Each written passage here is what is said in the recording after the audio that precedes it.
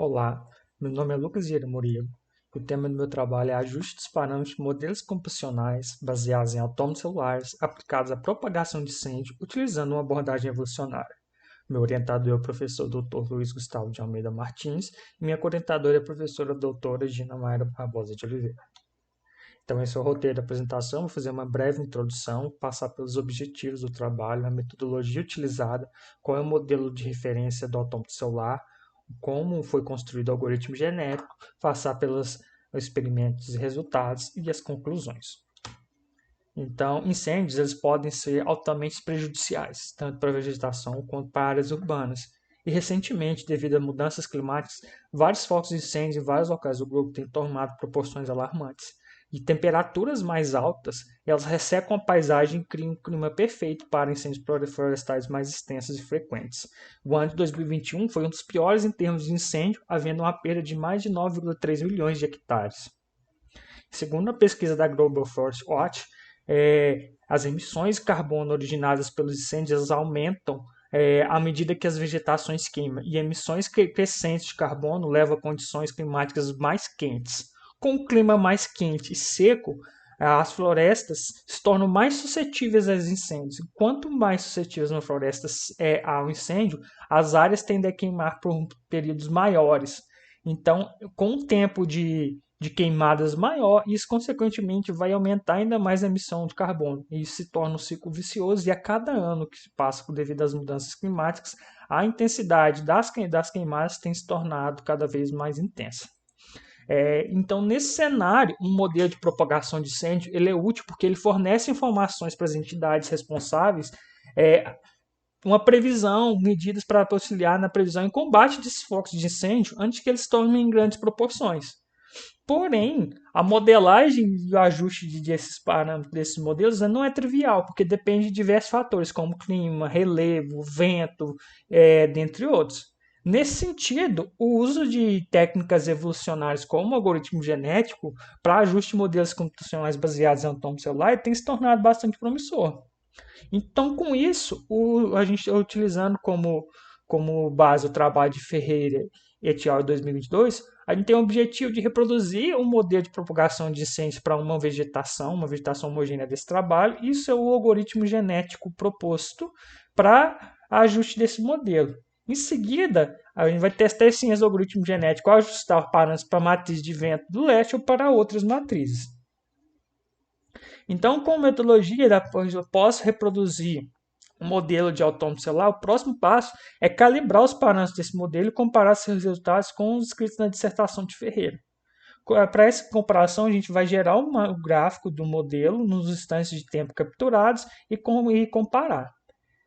Estando tudo certo, a próxima etapa é gerar uma base de dados, executando o modelo de autômato celular 100 vezes e guardando a média dessas execuções ao longo de 50 instantes de tempo capturados para ser utilizados como base para o algoritmo genético. Para o algoritmo genético, ele vai ser reproduzido tendo como parâmetros um crossover de 2 pontos com probabilidade de 90%, uma mutação por gene de 20%, um elitismo de 25%, 100 gerações e um tamanho de população de 100%. Ao final, a gente vai realizar testes considerando matrizes de vento diferentes, mas tendo foco como principal matriz leste, para testar, para verificar como foi o comportamento do AG. Então, como que foi feito esse modelo de referência? Então, o modelo de Ferreira ele é composto pela junção de dois outros modelos. Um modelo de Lousada Júnior em 2008, que considera parâmetros de tempo de queima LQ e tempo de recuperação LR, e o modelo de Lima e Lima de 2014, que utiliza a matriz de direção do vento de 3x3. Então, esse é um modelo que ele é bidimensional, com tamanho reticular de 100 por 100 e vizinhança de Moore, e ele é composto por células do tipo fogo e do tipo árvore, onde as células do tipo fogo têm uma idade LQ e as células do tipo árvore têm uma idade LR. Como regra de transição, a gente tem que células do tipo árvore elas começam com o valor máximo de LR e só podem pegar fogo se eles tiverem essa idade máxima. Uma célula do tipo fogo ela evolui por diferentes estágios até atingir o valor máximo LQ. Qual atingir o valor máximo de LQ, uma célula do tipo fogo transforma em uma célula do tipo árvore. e com idade 1, que vai passar por LR estágio de recuperação. Uma célula do tipo árvore com valor máximo de LQ, ela tem uma probabilidade P de pegar fogo, dada pela idade da célula dividido pelo tempo de recuperação, vezes o somatório das células da vizinhança que estão no estado tipo fogo, multiplicado pela matriz de vento, dividido pelo LQ. Então, essas aqui são alguns exemplos de matrizes utilizadas no modelo. Então, a gente tem a matriz norte, a matriz de vento sul e a matriz de intensidade leste com a intensidade do vento de 2.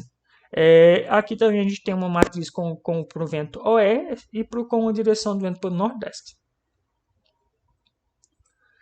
Como que foi feito o algoritmo NET? Então, o cromossomo de ele tem 10 genes, onde os 8 primeiros eles se apresentam a matriz de preferência do vento, que é essa matriz aqui.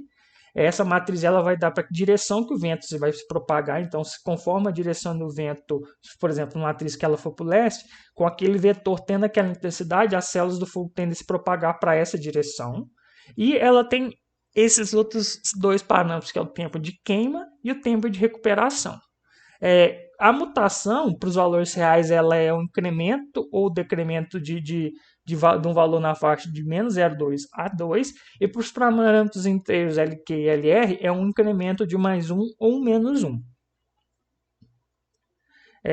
Então, assim, como que é avaliado o fitness desse indivíduo? Então, o reticulado, onde o fogo se propaga, ele é dividido em 9 quadrantes, e a função de avaliação é definida pela diferença das células no estado fogo em cada quadrante, cada um dos 9 quadrantes, nos 50 reticulados em análise.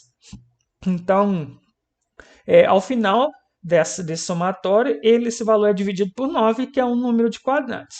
Então, o algoritmo genético ele vai realizar 100 execuções, utilizando os parâmetros do indivíduo, e vai comparar o valor médio dessas 100 execuções nos 50 instantes de tempo com os 50 valores em 50 instantes diferentes produzidos na execução do autômato celular.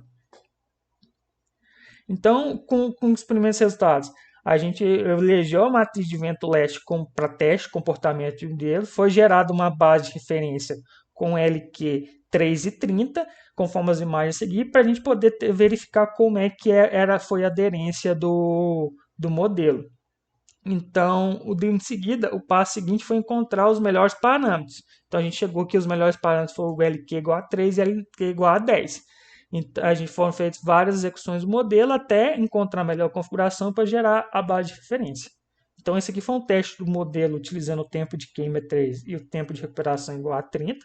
Então, a gente pode perceber que conforme a gente tem um tempo de recuperação mais alto, a gente não tem tantas células queimando aqui no interior como no trabalho de referência.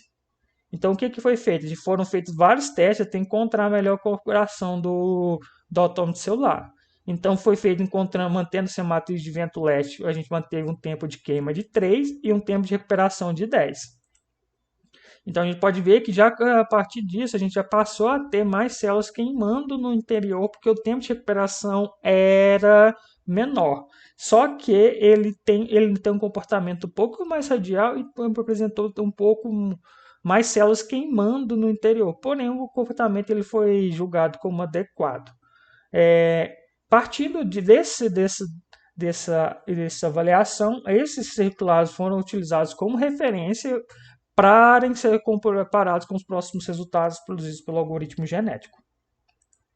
Então, como foi feito os testes com o algoritmo genético? Então, com o modelo calibrado e a gerada a base, o algoritmo genético ele foi executado 30 vezes e os seus resultados eles foram compilados em uma tabela contendo a média e o desvio de padrão dos parâmetros nas 30 execuções, que é essa tabela aqui. Então, para o gene 0, 1 até ao 7 que representa a matriz de vento, o LQ e o LR. Então, esses são os valores médios encontrados pelo algoritmo genético. Então, a gente tem um tempo de queima médio de 4,3 e um tempo de recuperação de 17, com o desvio padrão. A gente verificou também que a convergência do algoritmo ele foi de 90%, então a gente encontrou as soluções em 27% das execuções, com 60% do erro abaixo de 5,4%, e em 3 execuções não foi encontrada a solução. O melhor indivíduo, aqui essa tabela ela traz o melhor, o médio e o pior indivíduo. contendo um fitness de 0,651 para o melhor, 4,152 para o médio e o pior de 0,166. Nessa pior execução, ele apresentou um tempo de queima muito baixo com tempo de recuperação muito alto. Então o fogo ele não foi capaz de se propagar. Aqui a gente traz a matriz de vento da melhor, da pior e da execução média, tendo como base a matriz de referência leste utilizada. A gente pode perceber que para melhor execução ele até conseguiu capturar nas execuções que o vento tende a ir para leste, só que a direção neutra da matriz de referências não foi encontrada. Por exemplo, na melhor execução ele está tendendo muito mais a ir para a direção sudeste. Então, a intensidade ela foi próxima de 2, ela foi adequada, mas a direção correta o AG ela não foi capaz de encontrar. Então, aqui essas as execuções da melhor. Então, comparado com a de referência, a gente pode ver que o comportamento é parecido, porém, como ele tem esse propagar mais para sudeste do que em detrimento da leste, a gente pode ver que esse gráfico ele é um pouco mais alongado. A execução média, então, como ele tem um tempo de queima maior, a gente pode ver que tem focos de incêndio um pouco menores, e a direção dele, como ele tende a propagar para nordeste, ele tem essa direção mais indo para as diagonais. E a pior execução, quando ela teve um tempo de queima muito baixo, um tempo de recuperação muito alto, o fogo não foi capaz de se propagar. Então, no quinto dia, as chamas já se extinguiram e a vegetação não queimou. Esse aqui são alguns uns vídeos mostrando a evolução do algoritmo ao longo dos 100 passos de tempo. Então a gente pode ver que quando ele tem um tempo de queima de 3, um tempo de recuperação mais baixo, conforme ele for evoluindo, ele vai ter tendência a poder a célula recuperar e pegar fogo novamente. Então esse em azul quer dizer que a célula está em recuperação, e essas bordas aqui é onde ele tem pegado fogo. Já para essa simulação, a gente tem um tempo de queima baixo, um tempo de recuperação mais alto. Então, a característica desse modelo é que ele não tem a possibilidade de células pegando fogo no interior.